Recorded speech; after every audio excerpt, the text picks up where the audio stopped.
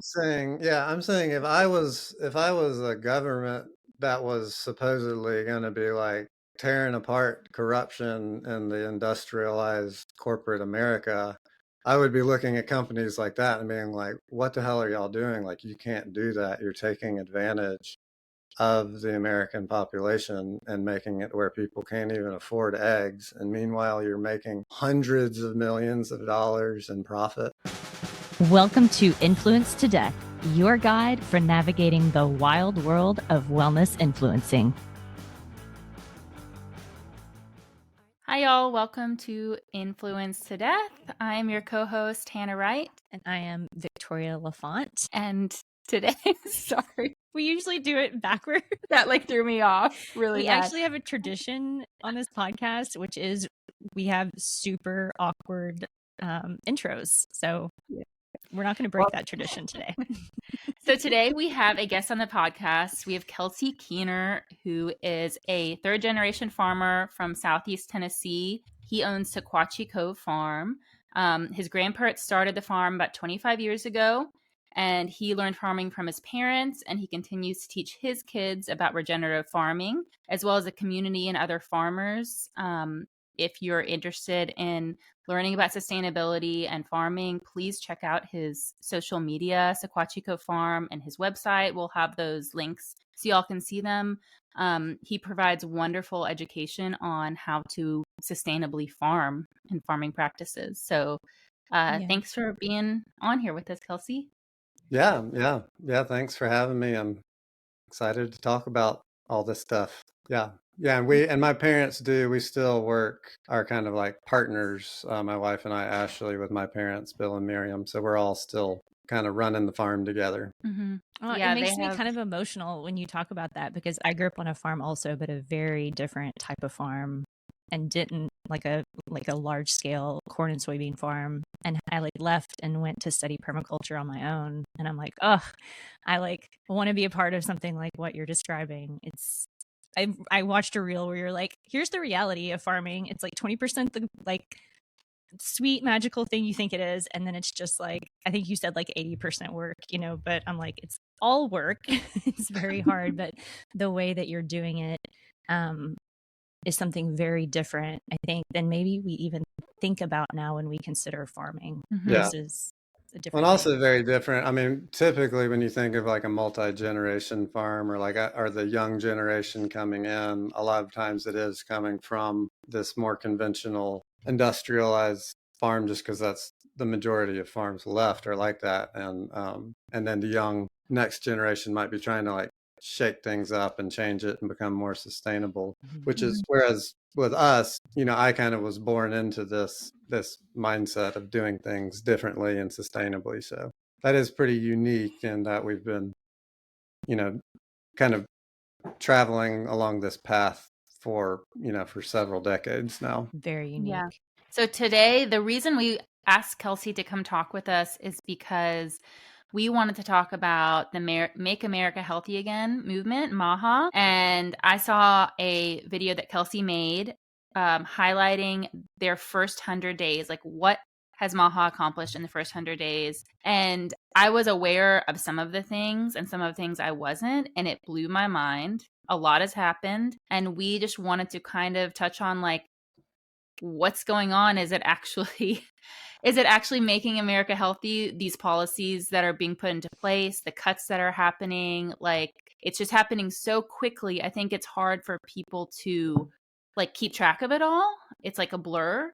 But some of the things that are happening are really, really important to take note of, especially if you're a health conscious person, or really just a person, because it's it's things that are affecting the health of our communities, the environment. And Kelsey, you have such a unique perspective as a farmer, and a small family farmer, and one who focuses on sustainability of farming and taking care of the earth and the animals and taking care of your community.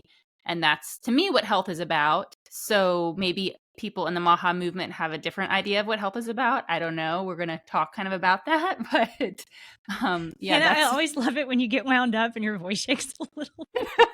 Like other people might not know that, but I'm like, I totally know your tone. You can pick up on it. Yeah. When I get. Should we kind of describe MAHA for people? I think most people know. Kelsey, do you want to give a background? Do you want us to give a background of MAHA? Y'all might have a better understanding of the background, really. I mean, I kind of just know what's happening on the farmer side of things more than anything, but yeah. Yeah. I mean, I didn't really realize that there was like a crux point. So I got up my husband is a trainer. So we're like, the 4:30 a.m. wake up people. Normally I'll get another hour of sleep, but this morning I was like, okay, I want to like try and prep for this a little bit. And I didn't know this, but I learned this morning that term was coined when it's Robert F. Kennedy Jr. was running for president, and when he abandoned his campaign and then backed Donald Trump. I think it was like in February of this year, when he accepted that, like he's stepping down, he's going to support Donald Trump.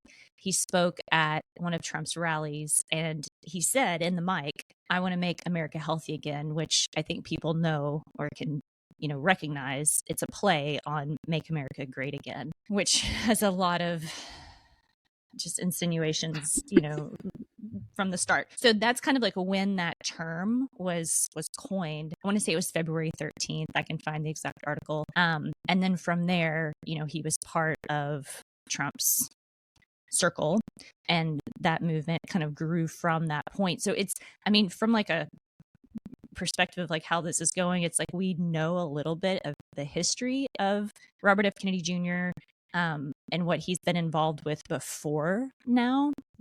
I think a lot of that is still coming up when we hear about people kind of being concerned about his skepticism around vaccinations or like what he focuses on because of his personal platform in the past.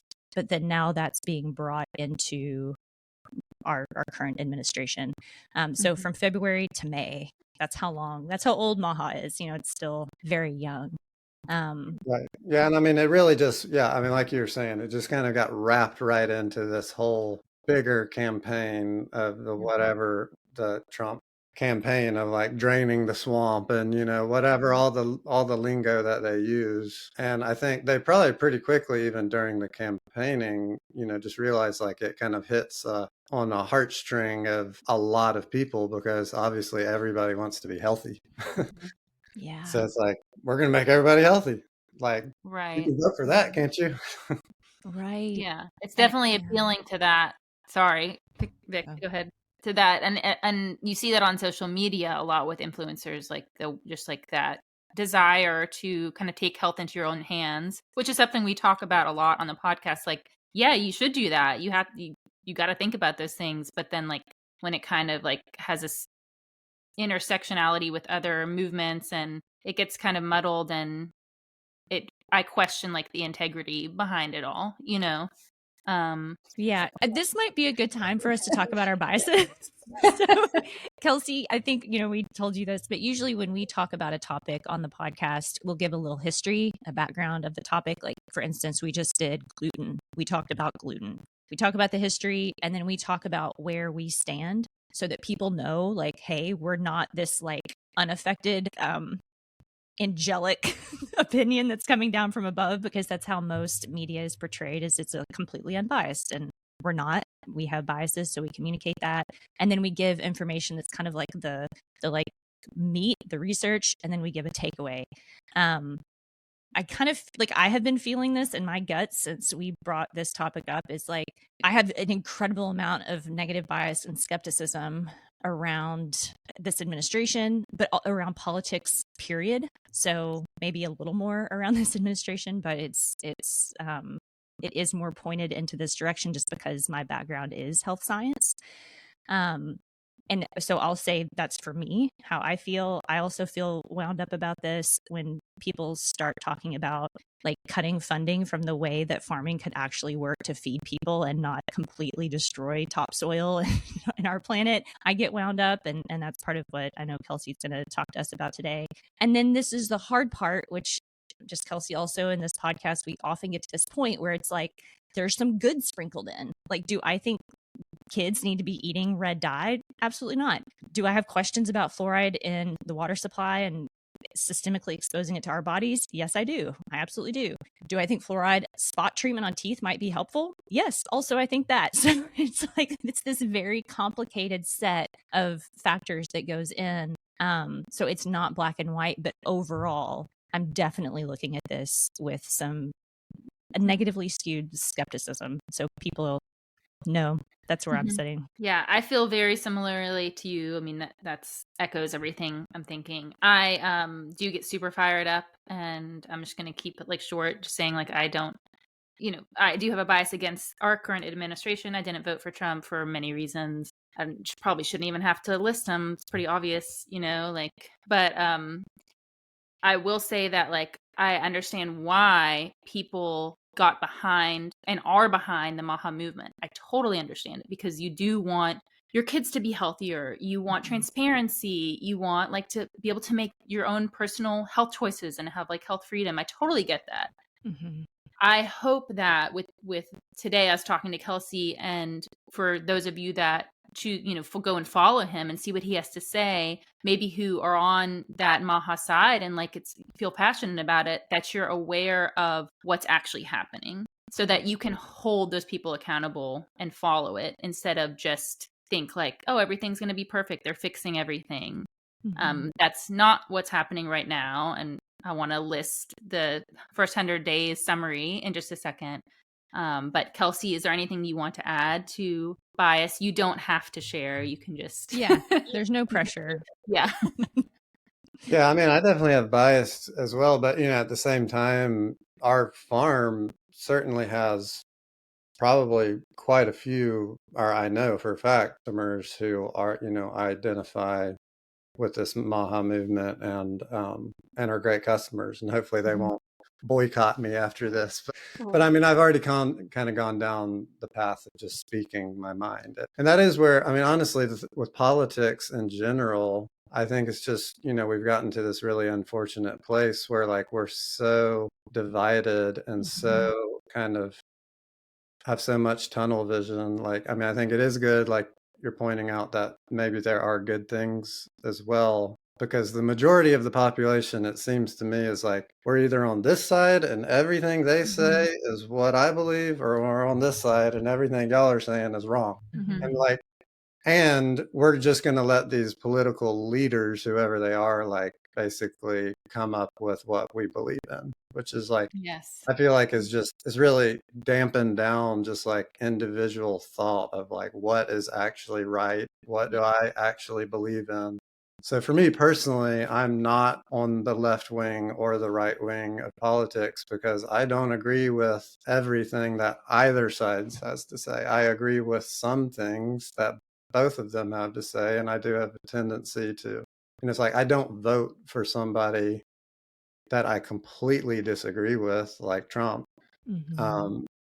But that doesn't make me like exclusively a Democrat either, because we're in this place because of history and what's happened in this country, and it's been a long road, and it's not like anyway, we could talk about that a lot. So I am biased, but I'm also consider myself pretty open-minded when it comes to like politics, and like I'm not like, oh, my president said this, so this is what I believe in. Yeah, it's wild how that permeates into everything, like in media, with influencers, with politicians, with celebrities, and actors and actresses, like that weird connection people have. Anyways, we've talked about that a lot, but yeah.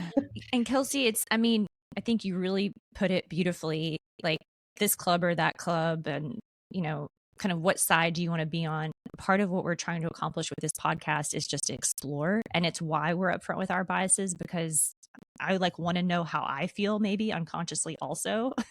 Get like too philosophical, but we almost always come to a point in an episode where we're like, holy shit, like there's good and bad and a lot of in between, and we need to think through that together versus picking a side and like digging our heels in and fighting each other.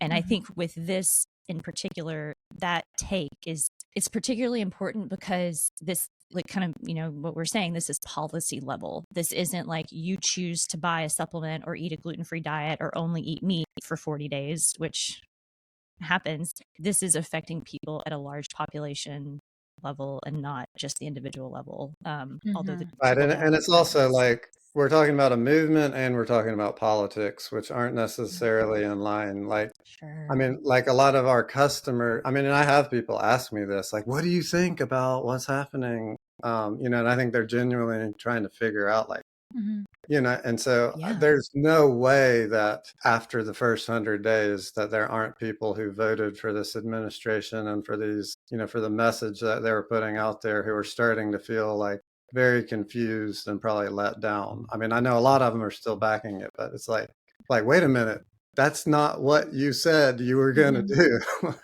like you said you were going to like throw large corporations and stuff under the bus, and now you're writing them $1 billion paychecks. Like what's happening? Yeah.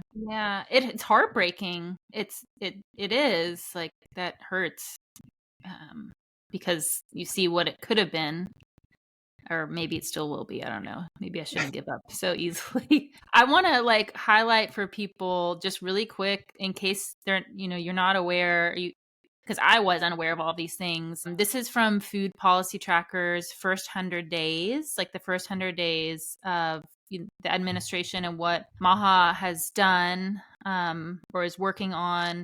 Kelsey shared this with us. It's very helpful, and we'll post a link for y'all so you can read the article. So 1, climate change has been scrubbed from use. I learned about that a while ago because my husband is a geotech engineer, and he told me that when they're writing reports, they can no longer use climate change. Like if they're designing for wind or whatever, flooding, you can't say that you're doing it for climate change anymore, which is like blew my mind. Anyways, that's so just a personal do they note. like, I'm sorry, I just want to understand this because I'm not fully sure. I'm like Googling while you're talking. So that's from like any government websites, like federal agencies can't use that term? So I'm not entirely clear. But yeah, that's what it seems to be, because a lot of these are in relation to government, federal agencies, like using certain terms and everything like that.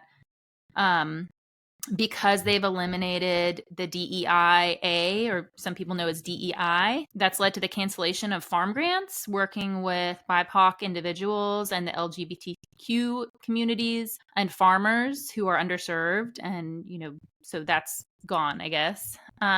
This one like really hit hard for me. $1 billion that was going to help put farm fresh food in schools and food banks was canceled. That's a lot of money. I think $1 billion a year is every year. Okay, every year. I mean, that's how much the program was funding, but it's gone now. So what does that mean, Kelsey? Does that mean that like that's just the program's totally gone? I mean, yeah, I think they're just like threw it in the trash can, like not looking back. But. Okay, I want to come back to that. I'm going to keep going on this list, though. I think most people are aware that there's been massive layoffs and firings throughout many agencies, many health agencies, the National Institute of Health, also in the EPA. That's changed things about environmental and food safety regulations. We've lost a lot of those. I know there's about 70, I think, coal plants that are now exempt from whatever regulations they had on the contaminants that they were putting into our environment. So which I just have to say is I'm from Kentucky. That's a hell of a deal where I grew up. Yeah. People may not realize what happens when not only from the mining, but from the refinement of coal. Right. It's and air pollution, I mean, from that or anything is incredibly impactful on health, especially the health of children. It increases the risk of asthma, of learning delays, of, different diseases later in life, of all kinds of problems. So that's really concerning. I think why it's important too, that like why the climate change stuff is on, like why some people might wonder why is that on like a food tracker website, but it's like, the reality is that farmers are literally on like the first line of defense, or or the first line of fire when it comes to climate change. And like, we're literally like outside dealing with it every day. And it's causing, of course, widespread crop failures and all kinds of natural disasters and things around the world that are making it really freaking hard to farm, no matter where you are in the world. So it's like, yes, climate change is very directly linked to agriculture and food. Yes. And Kelsey, could you speak also to not only like the negative impact that climate change would have on farms, but like the way that your farming might impact positively the effects of climate change? Yeah, and I mean, that's an area where like I'm not a scientist, but we have been a part of several different scientific studies that was kind of the core goal, was to learn more about that. And I mean, it's all pretty new research, which of course a lot of it now has been canceled if it was government funded, but a lot of it's privately funded too. And they're definitely finding lots of compelling evidence that, that you can farm in a way that's actually sinking more carbon into the soil than it's putting out into the atmosphere, and all kinds of things like that, including how you could have a whole one just talking about cattle and whether cattle are, healthy or unhealthy or good for the environment or bad. But we should have an episode about that. We should have somebody from Central California to come and talk about that. But I mean, across the board, it all comes down to it doesn't come down to the crop or the livestock. It comes down to the practices and how it's done. And in general, these mega scale, monocrop feedlot factory farm type systems are just so heavy on inputs and have all kinds of really negative byproducts, including CO2 and things like that are, so it's like, on one hand, the majority of agriculture is negatively affecting our climate and our environment, but the types of farming that we're doing, that's one of the main goals. The two main goals are to produce really healthy food for all of us to eat, and to enhance the environment and promote biodiversity and wildlife and healthy soils and healthy air. So it's like, those are our two goals. That's what and then the transportation. Yeah. Like that's a huge part of climate change that I've seen, right? Like if you look at like a pie graph, like I think transportation is like kind of the main slice. It's like if you have to get, food to us in Boston from California, it's going to be a lot harder on the environment than if we can get food nearby. Mm-hmm. Yeah. That's the other piece of it. Yeah, like kind of having to start from scratch because it was just all lost to industrialization, but recreating local and regional food systems. Something that you wrote, Kelsey, I think this is from your website blog, is talking about how the power dynamics in the US are really skewed, and the entire agricultural marketplace is dominated by corn, soy, that's the farm you grew up on, Vic, wheat, beef, pork, and chicken. And it used to be a much more diverse landscape of, hunters and foragers and fishermen and smaller farms with much more diverse food systems and ecosystems. And with the MAHA movement, you mentioned having a glimmer of hope, and I did too, because their whole messaging was that they're like, this whole system is corrupt, and the draining the swamp thing kind of like intermingled with that, and this is making us unhealthy and we have to do something about this. And like, yeah, that sounds really great. What are we going to do? And you noted that what's actually happened so far is that the USDA and Doge, is that how you say that? Doge? Doge? You haven't bought any Doge crypto coin? I haven't talked to the... Maybe I'm an idiot. I don't know. No, you're the opposite of an idiot. But they have cut millions and millions of dollars. Okay. And so you would think that these would be the ones that are subsidizing those big ag corporations that monopolize, what we have here in the US. But no, they cut, like I mentioned, the farm to school, farm to food bank, billions of dollars every year.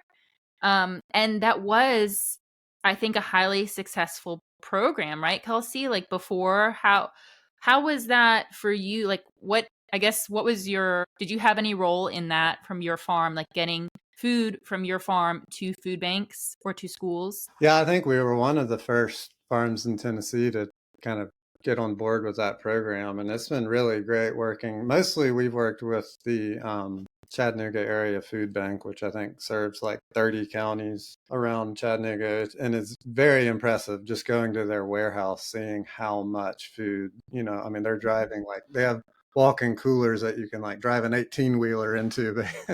It's wild. And, they say they're busier than ever with just the demand for, people just needing food. So it's been an amazing relationship that we've built with a lot of the team there, and they love getting food. The staff do, and I mean, we've literally had letters from families who have been getting our eggs, like thanking us for just having the opportunity to have really good food. So it's been pretty cool, and just like it's just it's one of those things that just seems like such a win-win. Like it's great for us because, we're continuing to sell to all our traditional outlets, but we're able to send kind of any excess food, or we're even able to grow more than we were planning on to fill that program. And yeah, I haven't done as much. We've done a little bit with the farm to school, but I'm really interested. I did join a Tennessee farm to school coalition recently that's like trying to think about the whole state and like what farmers are in the state producing what. And of course they had applied for funding to do more research about that, to like build that network. And of course that also got canceled. Just even trying to think about how to make, like, everybody just felt like the momentum was going this really exciting direction for both farms and institutions like schools and food banks. And then all of a sudden it's just like a screeching halt. And so that's all gone then? Yeah. Like you're not, is that you're not providing to the food bank anymore in the scale that you were? No, yeah, we have a little bit left this year, and that's a whole nother story that Food is a Verb did a good job reporting on.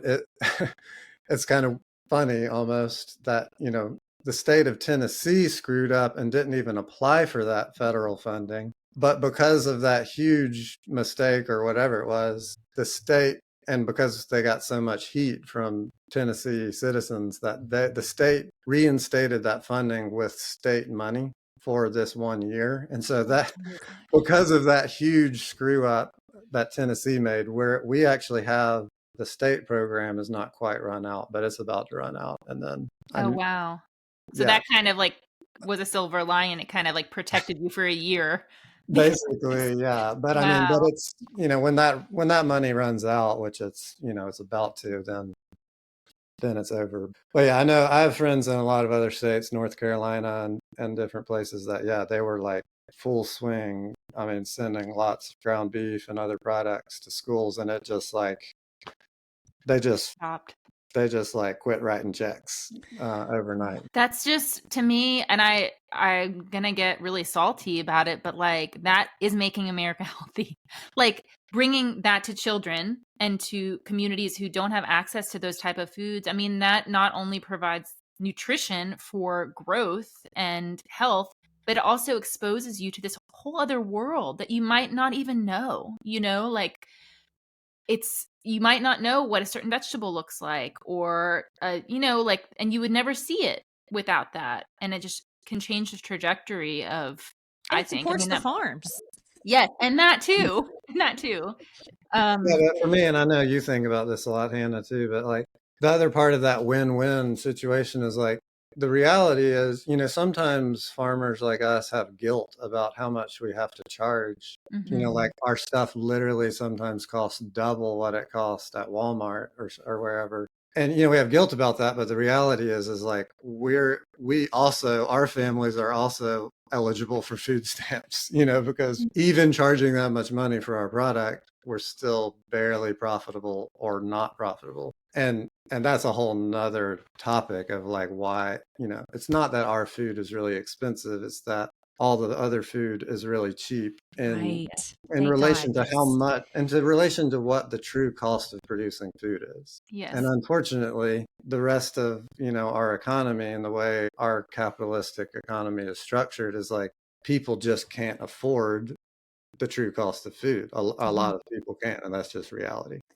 Yeah. But anyway, so that for me, like, oh, this is great because like this is a way we can actually continue to do what we're doing and offer at least some people who can't afford our food to be able to eat it. So it felt really good. Yeah, that's just devastating. I think it really is. And I hope that people are aware that that's something that happened. That's very, very important and impactful program that's gone now. Yeah, I'm curious, like, what else? Like, let's just go down the list. Like, what other changes have you noticed? It's not even noticed, it's that you've experienced.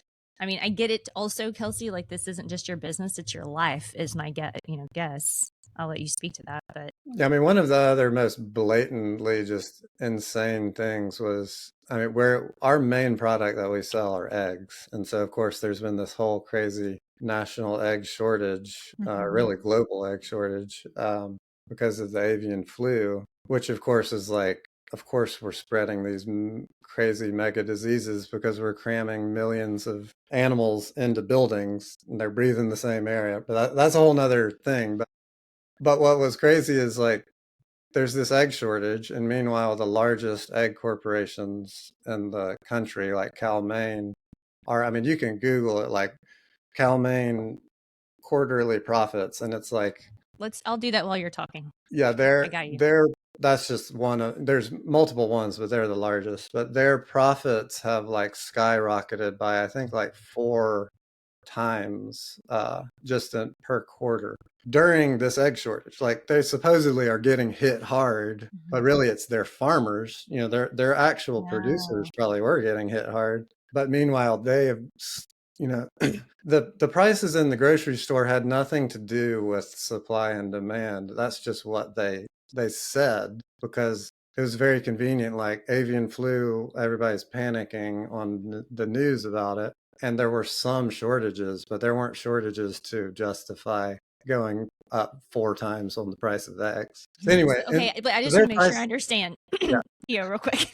Yeah. And I looked it up. Cal-Maine, they're a publicly traded company, also, by the way. So you know, you could buy stock if you so chose in Cal-Maine. I just think that's important for people to know. This is like an enormous company. Their second quarter fiscal 2025 highlights state that quarterly net sales 954.7 million. That's net. So that's what they took home. Yeah. In the second quarter of 2025. That's not even finished, right? We're still in the second quarter of 2025, I believe, right? I'm not like fantastic at quarters, but yeah, we're still in the second quarter. Enormous. Okay, and so you're saying that company took it. I'm saying if I was a government that was supposedly going to be like tearing apart corruption in the industrialized corporate America, I would be looking at companies like that and being like, what the hell are y'all doing? Like, you can't do that. You're taking advantage of the American population and making it where people can't even afford eggs. And meanwhile, you're making hundreds of millions of dollars in profit. But instead, what did the MAHA government do and brag about it online is they gave the chicken industry, the egg industry, $5 billion to help essentially bail them out because they were struggling so much because of the avian flu.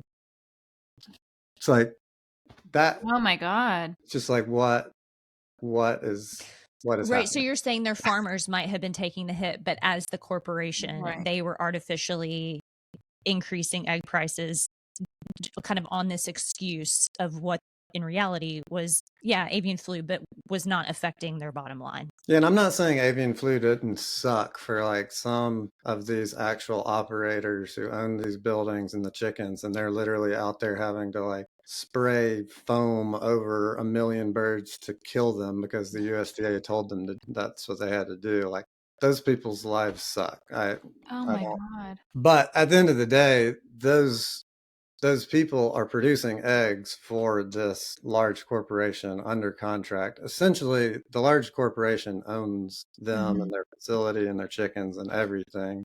They're just an operator. So it's like at the end of the day, it's no matter who's getting those checks, it's still propping up this system that's really messed up and meanwhile is profiting from the whole thing. It's totally crazy. Yeah, wow. I feel like I'm going to have a stroke. Yeah. Yeah. That Yeah. is a Also really good doesn't thing surprise me. for people to be aware of that I feel like isn't always understood, is that like that's like a big corporation, but like the eggs that you go and buy at like Publix or Aldi or wherever, those probably are from a farm. It's just a more, I guess, what's it called? A feeding, like a animal. What is it called, Kelsey? Where it's like all the chickens are packed together. Yeah. Queso. Yeah, CAFO. Thank you. And I mean, eggs, pigs and chickens are by far the worst when it comes to that. I mean, cattle, you think of like cattle feedlots when you think of a CAFO, which Mhm. are Yeah. also can be pretty bad situations. But the chickens, I mean, they've never been able to figure out how to cram cows into these buildings where, like, I mean, with chickens and pigs, it's literally just wall to wall animals. It's just, Yeah. it's hard for really anybody to wrap their head around. But Yeah. So yeah, with last year, with that in mind, something that I was kind of had that glimmer of hope about was Joel Salatin and his role. Similar to you, Kelsey, like I don't agree with all of his stuff, but like he is all about like sustainable farming practices and biodiversity. And so I was like, oh, this could be really cool. I wonder where this will go.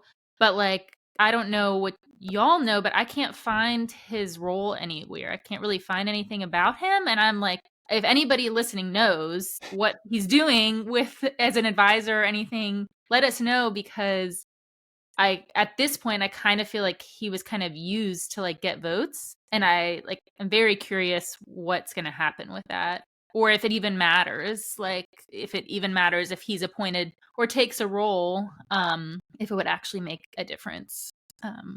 right. Yeah. Yeah. I think like, yeah, pre-election, he had announced like that he was selected to be on like the advisory board for the USDA. And so maybe he is, but yeah, likewise, it's like I haven't heard Yeah. anything. Yeah, you searched And Tannerite. maybe, you just don't hear about people who are on advisory roles to the USDA. Yeah, but it's interesting because you hear about everything Joel Salatin does because he tells you. Right. Yeah. That's like his shtick. He's an incredible speaker and orator and storyteller. I mean, I think that's part of the reason he is also incredibly smart with some of his strategy, but how he got well known is he'd get up in front of a crowd and just absolutely steal their hearts. Mhm. Right. And for some, moments, like with good reason, but it does seem interesting. I haven't heard Yeah, from him in a obviously while there's either. somebody, if he is involved with anything, there's definitely somebody higher up telling him like, you can't talk about this. Mm-hmm. Mhm. But And so yeah. also I didn't realize, I hadn't followed him in a while. You're saying he was kind of part of this movement. It got people like behind it. He was like a face of it. I mean, that was like talk, like, well, like I said, was like, we have customers who are in the MAHA movement and stuff.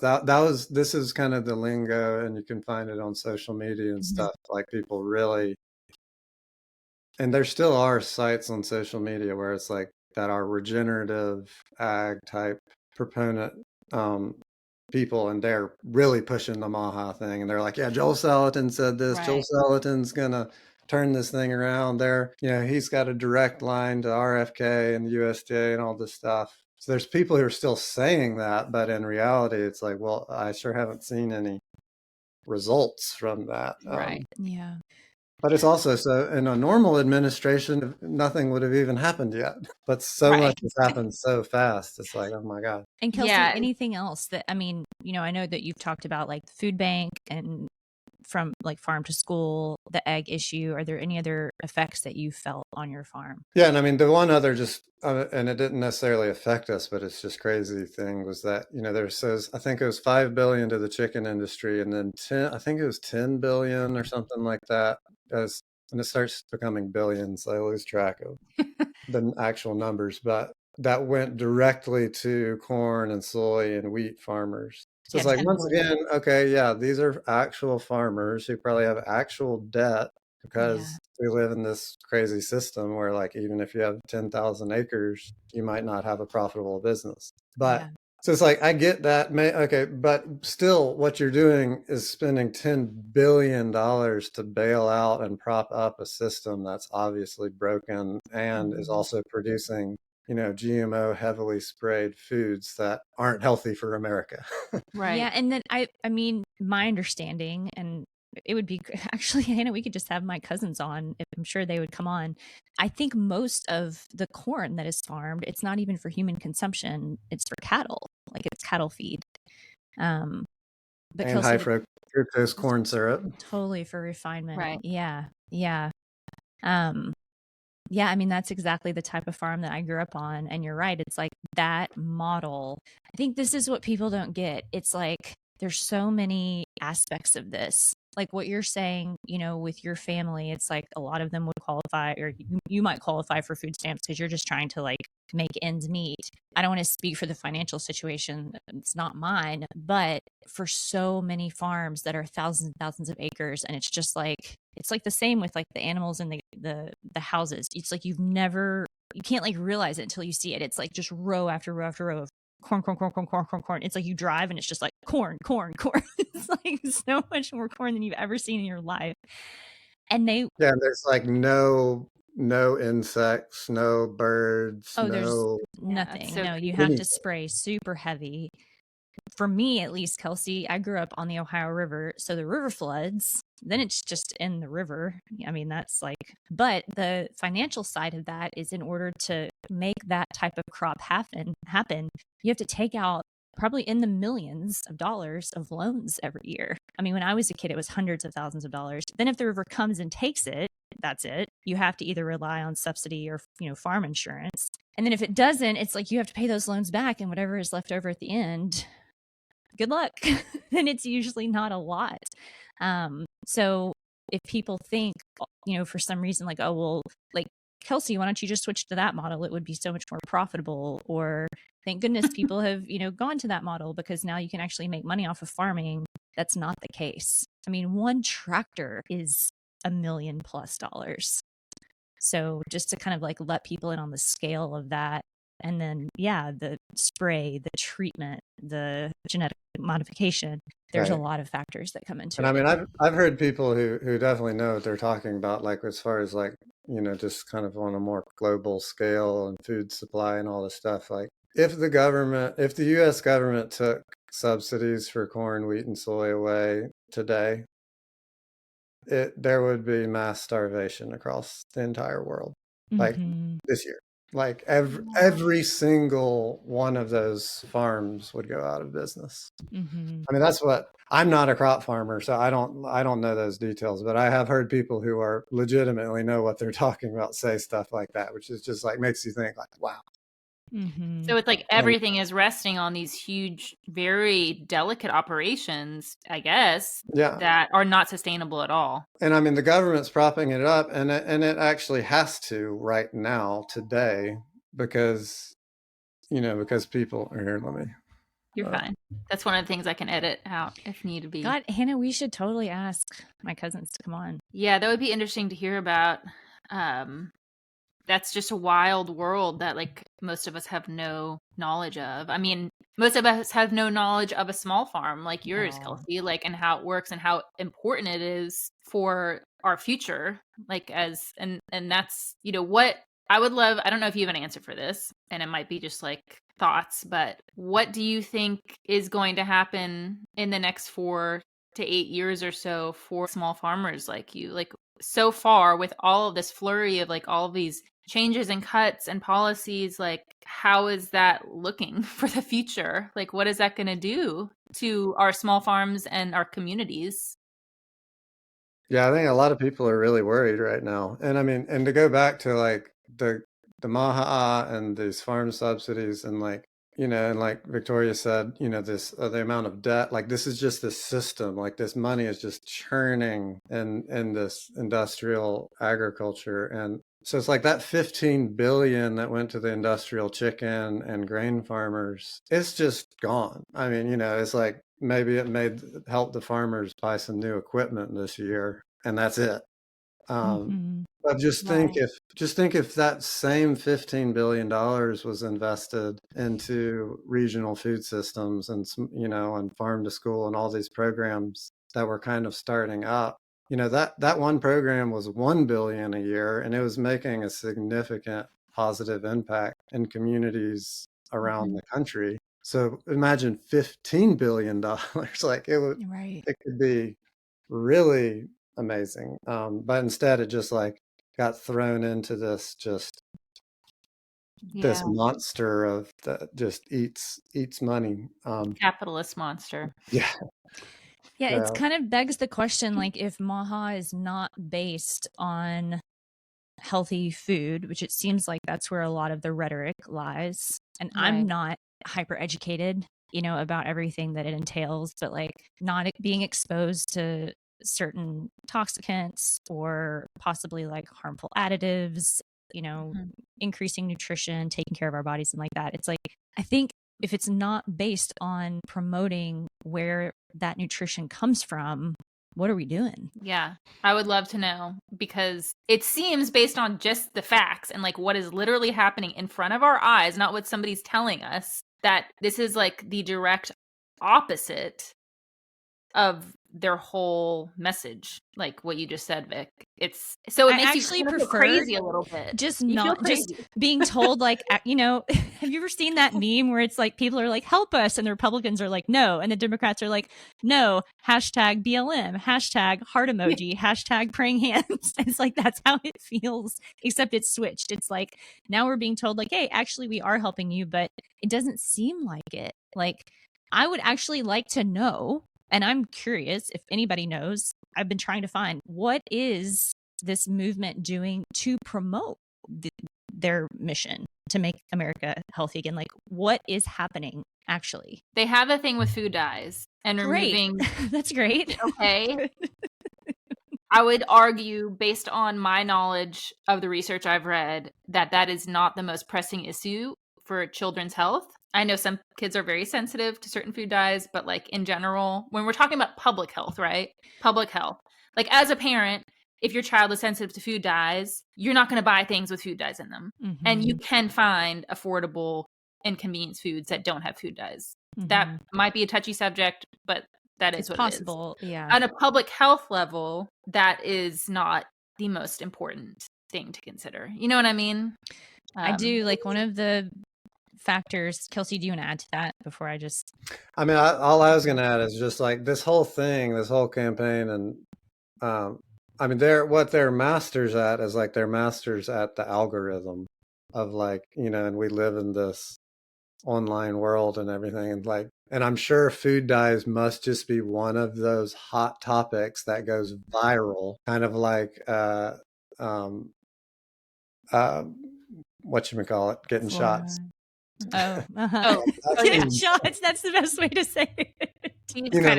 Like they've just picked like what are the most viral things that are going to get the most people fired up about, and that's what we're going to talk about, like, and through everything else. Mm-hmm. Yeah, that is very true. And it's like this, like, honed in on, we're going to like obsess about this. Another thing that I've thought about, and this might, I don't know if this sounds crazy or if it makes any sense, but like, RFK is a very privileged person. He's lived a very good life. His circle and those that he's surrounded with have lots of privilege. A lot of the people in the influencer community that are really vocal about this and are kind of part of the micro team, I guess. It's like they're not in the admin, they're not like appointed, but they're like below, kind of like regurgitating things on social media, making reels about it, talking about it. A lot of those people, I'm not saying all, live a very privileged lifestyle.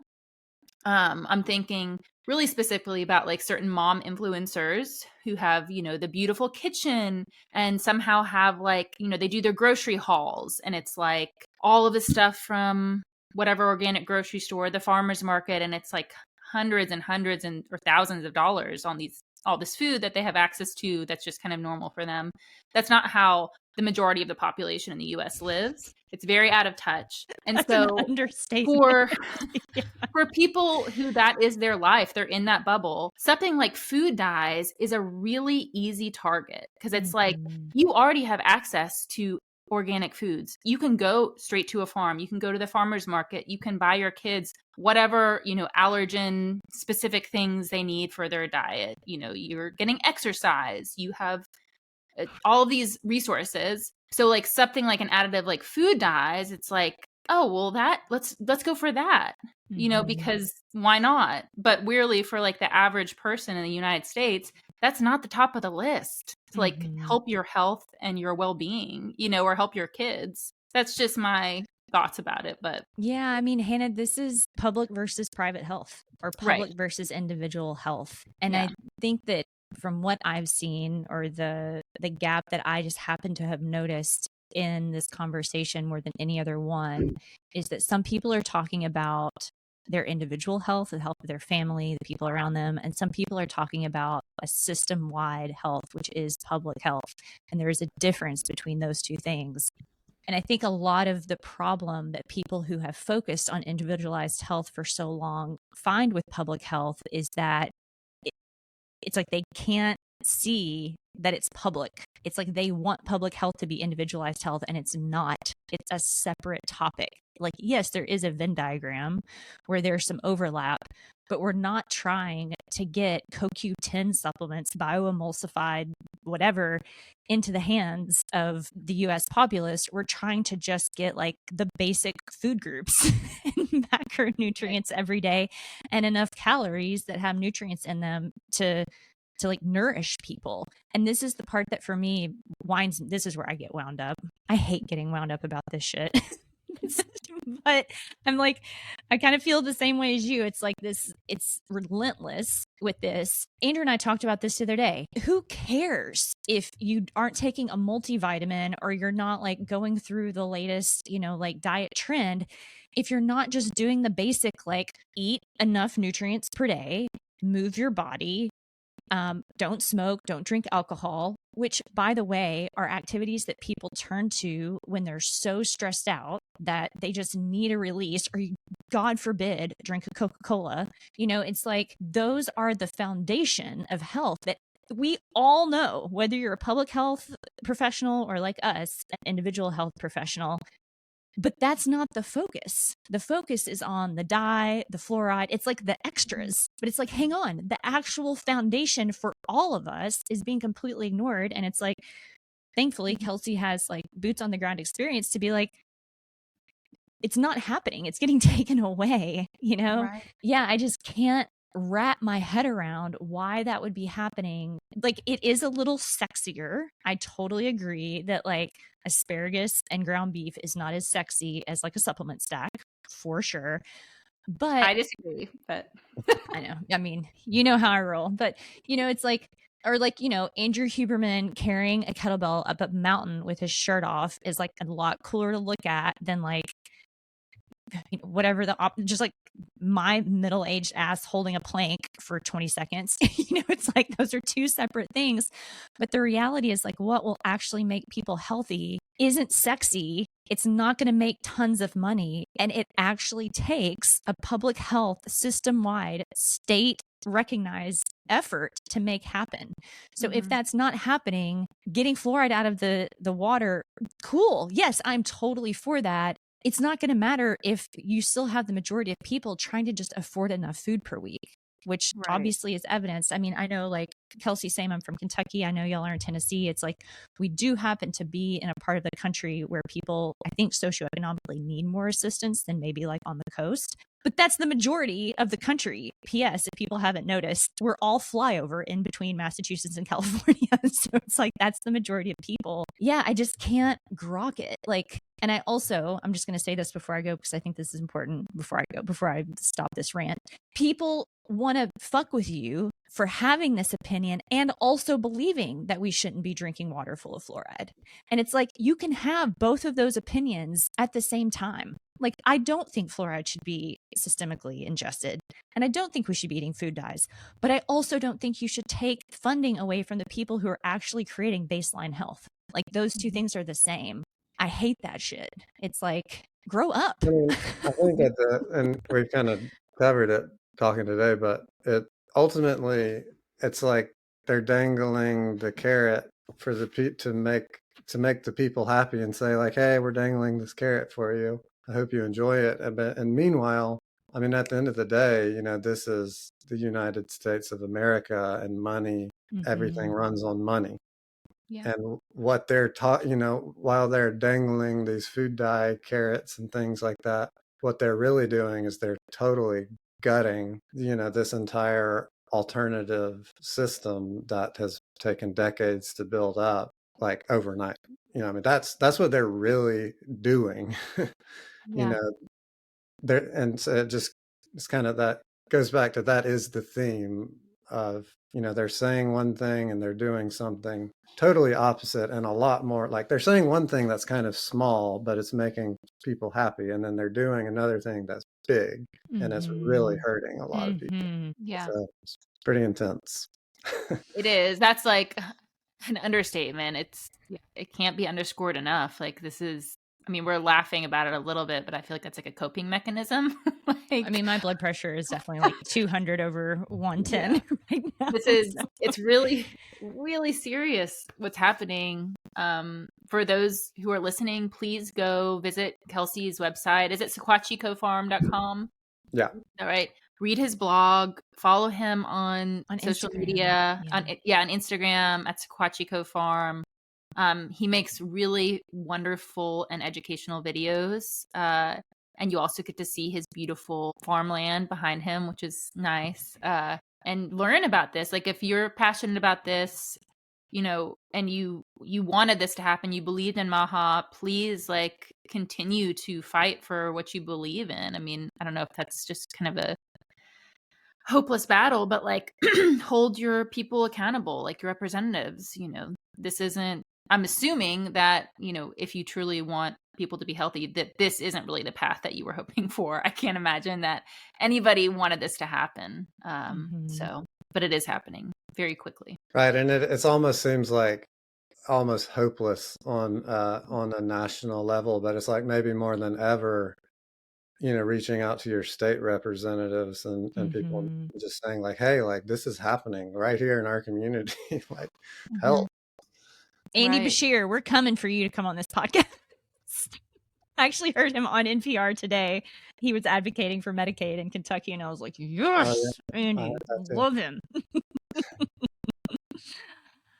Kelsey, thank you. If there's anything else that you want to add or tell people who are listening. Yeah, I don't think so. I think we kind of covered everything, or well, not everything, but just as far as just what's happening right now, and just trying, we're all just trying to figure it out because it's happening so fast. But it sure seems like it's moving in an obvious direction, and it's not.